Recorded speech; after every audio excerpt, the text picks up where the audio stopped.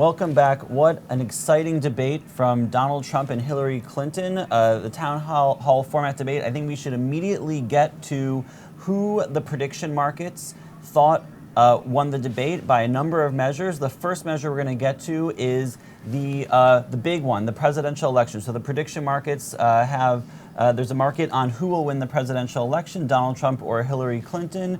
And before the debate, if we could bring that up on the screen now, the markets had Clinton as a 79% favorite to win before the debate. That was an hour and a half ago. And Emily, where have the markets moved?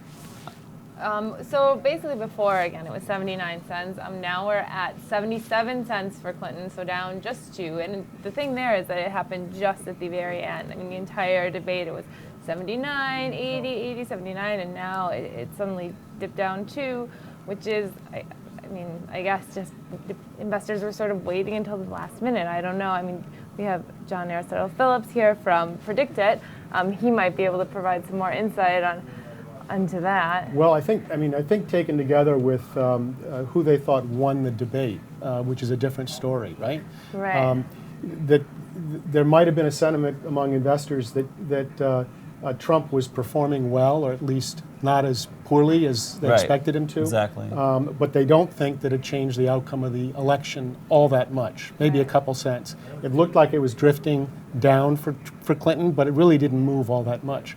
But the point about who won the debate is interesting. So there was another market on what the traders think is going to happen with the snap polls after the debate, and it was fluctuating a lot. Before the debate started, traders thought overwhelmingly that Clinton would win that poll, and now we see that it's at Emily? Now it's at 68 cents, and so I mean, actually, during the debate, it was down quite a bit to 59, I think, just towards the end. And so it looks like it's odd to me, and I don't know why it would be, but that investors, to a certain extent, think that her chances at winning the election are maybe a little less, but that at the end they decided that it was a win for her after all, or at least they think that the snap poll will say that. So why do you think at the very end we saw all that movement? Well, I don't know, except that I think people were waiting for something even more dramatic, and the first half hour of the debate was about as gut wrenching as it gets in terms of just watching it, and I can't imagine what it would have been like to be in the debate. But I think there were low expectations for Trump, and throughout the debate, I think people were watching the performance and determined that he really wasn't going to have a complete meltdown. But at the very end, it was about almost 50-50 at one point. But at the very end, they gave it to Clinton. Yeah. So just to remind everyone who's tuning in, this is the first reaction that we're getting on who won that debate and how it might affect the upcoming election. Jeremy Greenfield, TSC, The Street's politics editor here, Emily Stewart, politics reporter, John Aristotle Phillips from election investment market PredictIt, and it looks like the markets are saying that the polls are going to indicate that Clinton won the debate, and that they've moved a little bit in Trump's direction for who's going to win, 77% chance. Why don't we dive now into some of the swing state polls? The first one, before the debate, if we could show that on the screen, prediction markets thought that Clinton had a 78% chance of winning Florida. That is a must-win for Trump. How's that changed at all from this debate? It's 79 now, so it's 79 for Clinton and 24 for Trump, so it's pretty. So it moved, but not really much at all. But why would it go in the opposite direction of win the election market? What might explain that, John? Well, I mean, it may be that one candidate wins Florida, but doesn't necessarily win the election market. Sure. That's not a big change, and some trades people may be exiting their positions because they want to pile their money into something where they think it's more obvious or the odds are better. Yeah, and so last time around we observed that, after that debate, which it seemed pretty clear that Clinton won, the markets all moved very clearly in this one direction. This debate, maybe it wasn't so clear that either candidate won, and so the markets are kind of waffling. And one of the things I was watching is the Trump dropout market. Will Trump drop out in the month of October or before the end of October? At 9 o'clock, it was at 16 cents. At 10 o'clock, it was at 12 cents and ended up at 10 cents. So the sense that this guy is not going to get out of the race by any stretch. I mean, 10 to 1 odds right now. Sure. And then that's another indicator, I think, Emily, that people think he did well enough to go on. He seems resolute. I mean, yesterday he told the Wall Street Journal he's not dropping out. He tweeted out he's not dropping out. And today we saw Donald Trump be Donald Trump, and he's obviously pulling out all of the stops, just doing whatever he can to stay in this. And he showed that he's willing to do whatever he thinks it takes to win. And no, today it's just more proof. He's not going anywhere. Yeah, I think that's right. Let's go back to the swing states. So, Emily, beforehand, Ohio, 76% chance Clinton would win Ohio. This is another must-win state for Trump. How did that market move at all? It moved down 2 cents to 73. So that's, I mean, it's, again, sort of like Florida. But it is interesting for North Carolina, which seems to have dropped a bit more. That before was at 79, and now it's at 75 for Clinton. So that's where you see a little bit more movement. So- 4 is semi-significant. So we think maybe that Trump delivered messages that the market thinks will resonate with folks from Ohio and North Carolina. That's possible. Some of these states have flipped multiple times. It's really interesting to see, especially when they're close. Now, these are not close numbers at this point. Right. Right. But if they flipped 4 or 5 times already in the space of a couple of months, you can expect there'll be some additional changes. Absolutely. So why don't we go to some of the more fun things that we were monitoring here? So, before we started the debate, it looked to be about a toss-up, 50-50. People thought that Putin might get mentioned. People thought Putin would get mentioned. Now, correct me if I'm wrong. Of course, Putin was mentioned by name. So the people who voted yes there did quite well. Yeah, they did. They practically doubled their money. Yes. So, and those who voted no lost their investment. Were you surprised by that Putin was mentioned? I mean, he was mentioned quite a lot. No, I mean, how do you not? I mean, she dropped Russia in pretty early and then kept kind of bringing it back up. Like, Because oh, of by the way. the WikiLeaks emails, that's been tied to Russia, and the Democrats want to tie it to Russia. Syria, those were. Right. What were the no's thinking, John? I don't know. I guess everybody's expectation going into this debate was different. I noticed just in the newsroom here. Oh, absolutely. People were, and especially at the beginning, it opened up. It was a really rough first 10 minutes. Yes. And then, it was interesting because it just went on, and I looked up at the clock, and we were an hour into the debate before I checked my watch. It was riveting. And I was kind of surprised. I said, "Wow, this is going to be over very, very soon."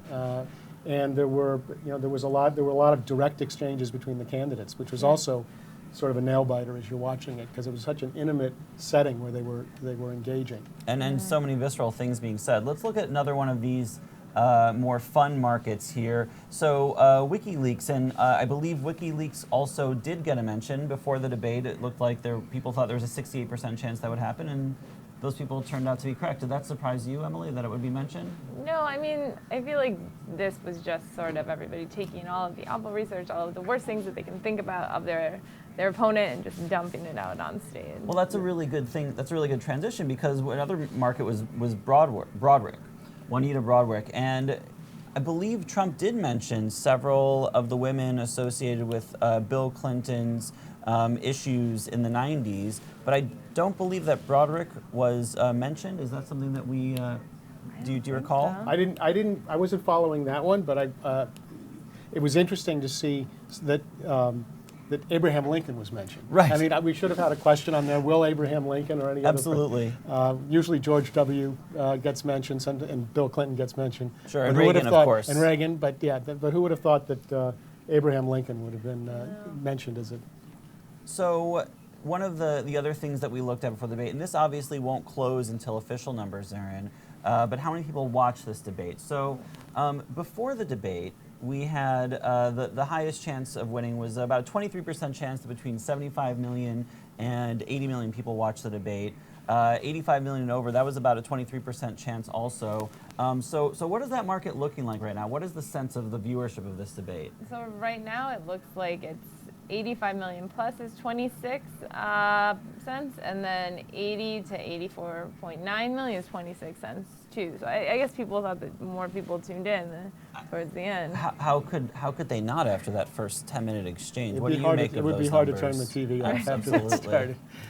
started. Okay, so now here's another question that I think gets really interestingly at debate performance. And really, do traders think that Trump, or Trump in particular, thought he did well and could do better in a third debate? Will Trump participate in all debates? There was a 78% chance of that being so. Emily, what is that at now? 91. 91. So I think this all adds up to, and I'd love to hear your take on it, John and Emily, Trump did a lot better this time. Yeah, and I think there might have been some traders on this particular question when he said it's 3 against 1. There might have been some sense that he's going to build a case that it's Sure. unfair in another way. But the fact of the matter is, his performance was, I think, beyond the expectations, at least of the market. Yep. It would be highly unlikely that he would not appear at the third debate. Yeah. So now that we think that the market thinks that Trump did better, Emily, what is your sense of the moments that were good for Trump? I mean, I feel like, and this sounds strange to say, but it's like it all feels like it was a blur, sort of. Like the first half hour just felt so bad. I'm like, I can't believe we're actually doing this right now. You think bad for both candidates? Just I think for America to a certain extent. He had his moments, definitely his whole announcement that he's going to appoint an attorney general to put Hillary Clinton in jail, sort of thing. It's definitely, that's a step in a more extreme direction for the campaign. I think Sure. you hear at the rallies, people, at the RNC, people chanting lock her up," but now we're hearing it from him saying, yeah, Right. and especially like in terms of agenda, that you think of all the things that he's going to prioritize. Like another thing in his priorities is going after Hillary Clinton. He's he goes after people. He's a vindictive guy, and it's not necessarily surprising, but it took me back a little bit. Yeah, he says that when people attack him, he punches back. Do you think clearly a statement like that shores up his base to some extent? As you said, people say lock her up at the rallies. Do you think that he did anything tonight to expand his base a little bit, or win back some of the voters that may have been lost from the events of this weekend? I mean, if you really don't know if you're going to vote for Clinton or Trump, and he looked less bad. He looked less bad. I think he did a better job, and maybe he did talk about energy there at the end. He spoke about Obamacare, the Supreme Court, sort of reminding people that if you are really voting about the Supreme Court, to put that reminder in there is helpful for him. I thought there was a rather substantive discussion on taxes, actually. Yep. The carried interest, the rest of it. They actually got into some of those issues. I thought probably the low point for Clinton was the Abraham Lincoln answer. Yeah, that was devastating. It's one of those things where you sort of watch it and you if you're a Clinton supporter, you want it to stop. Yeah. But Trump had his ups and downs as well. He was interrupting, but they talked over each other. I thought the moderators were at risk of losing control of the debate at one point, but I think they actually sort of rallied Yes. and were able to get these candidates to back on the topics and to respond to the questions. I thought some of the audience questions were quite good. I thought that last question actually was a really good question. It created an interesting moment where you kind of, whether you're a Trump supporter or a Clinton supporter, they kind of won points with everyone for showing a little bit of friendliness. Right. I mean, it was very interesting. I thought Clinton's answer to that was quite good, and I thought Trump's answer could almost be used in a Clinton commercial. Yeah. But they were. They seemed sincere in what they were saying, and that's not something you kind of went into the debate expecting from these two people in such close proximity to one another after an hour and a half of Mortal Kombat. Yeah. Perhaps, to her credit, or if you're not a Clinton fan, you would not like this, but her answer to that question was a very smart calculation. She didn't say something that you would really use in an ad, whereas his answer, maybe a little bit more off the cuff, obviously could play very much into to Clinton's favor. What did you think Clinton's best moments were? That last the answer to the last question in terms of forget the issues in the campaign. I think it showed a great deal of class, and with Trump as well. But on the substantive issues, she got lobbed some tough questions. Trump, of course, got lobbed very tough questions. Yeah. It was amazing to me that a candidate that had to field those types of questions, is still standing after a couple of unprecedented, those. of It really course, was quite amazing. I've never seen anything like that before. So let's just remind all of our viewers, especially if you're just tuning in, that we are looking at the very first indication that we're going to get of really how the debate affected the race before any polls come out.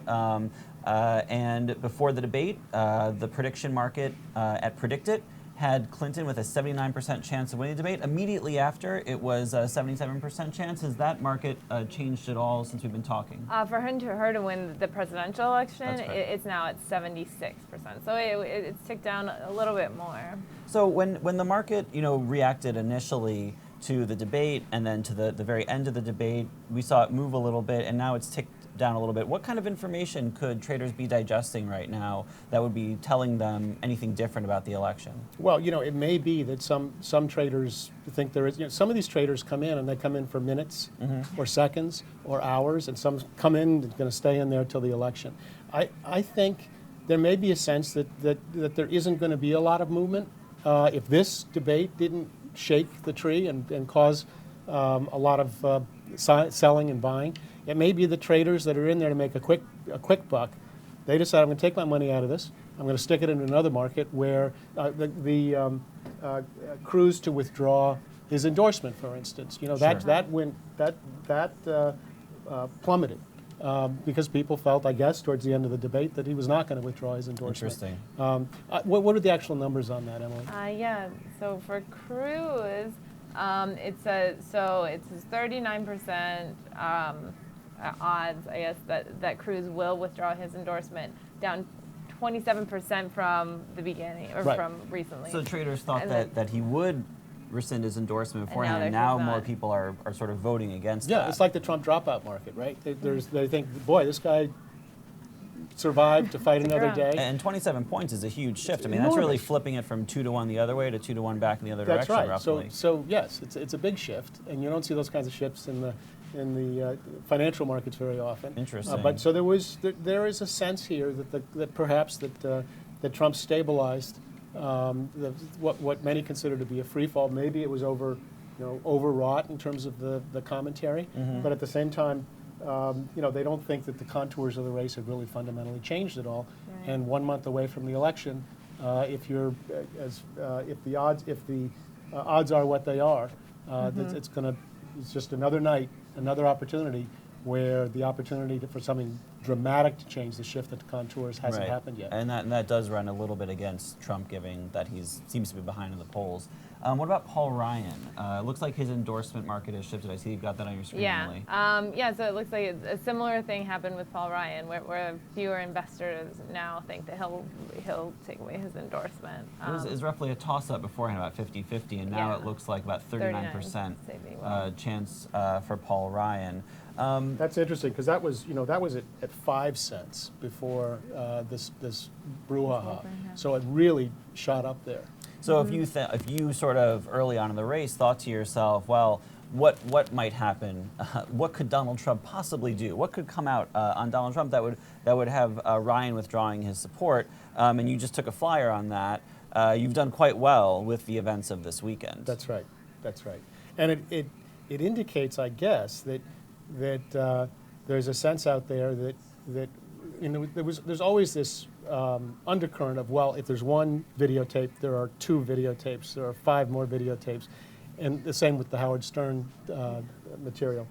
Maybe some traders have concluded that he's taken these hits and he's still in the race, and therefore, no, there may be 4 more tapes coming out, but the fact is that it's not going to change really the contours of the race. He's still going to lose in terms of these traders, as far as they're concerned. Remember, there are people out there. There's 20%, 21% think he's going to win.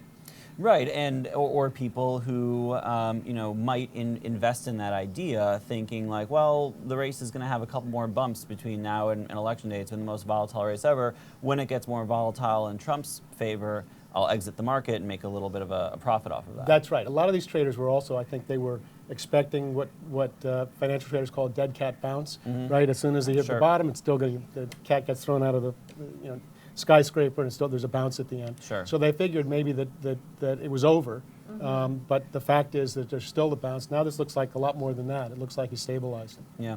So let's just get some final thoughts from you, Emily, on the debate and sort of the prediction markets. I mean, the prediction markets, I think, sort of reflect my take on it, which is that, I'm not shocked at what happened. I'm kind of happy that hopefully this is over, at least for now, and we have until October 19th, and maybe the next debate is not so dramatic and not so ugly, but it didn't necessarily feel like a draw. It just felt like a long slog. Like I don't know. I don't feel like anybody won or lost. It just, it happened, and okay, we made it through. John, any final thoughts on the debate?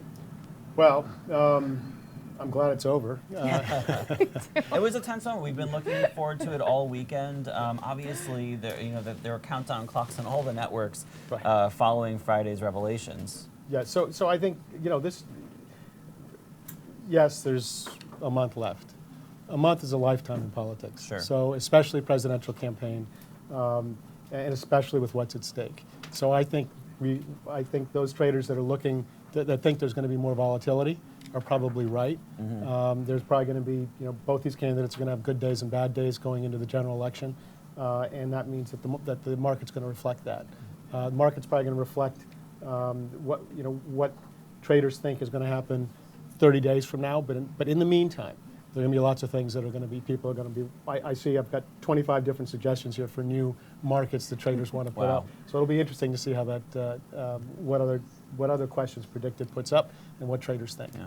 I think just my final thoughts on the debate that, Trump didn't lose the way he lost the first debate. And if you are someone who, even after Friday's revelations, even after hearing that there are probably going to be more like it and worse, if you were sticking with Trump, you don't care, this might give you a little bit of good feeling that he can perform on the big stage against Clinton, who he said it himself, she doesn't give up. So I'll just say one more time for our viewers that the prediction markets seem to say that this didn't really change the race that much. I think that the pundits are probably saying the same things on the networks, and we're going to see the snap poll very, very soon on who won the debate. It'll certainly be a lot less clear-cut than last time. Thank you so much for tuning in, John Aristotle Phillips from Predicted and Aristotle, and Emily Stewart, our politics reporter here at The Street. I'm Jeremy Greenfield, the politics and commentary editor. Thank you for watching, and have a good night.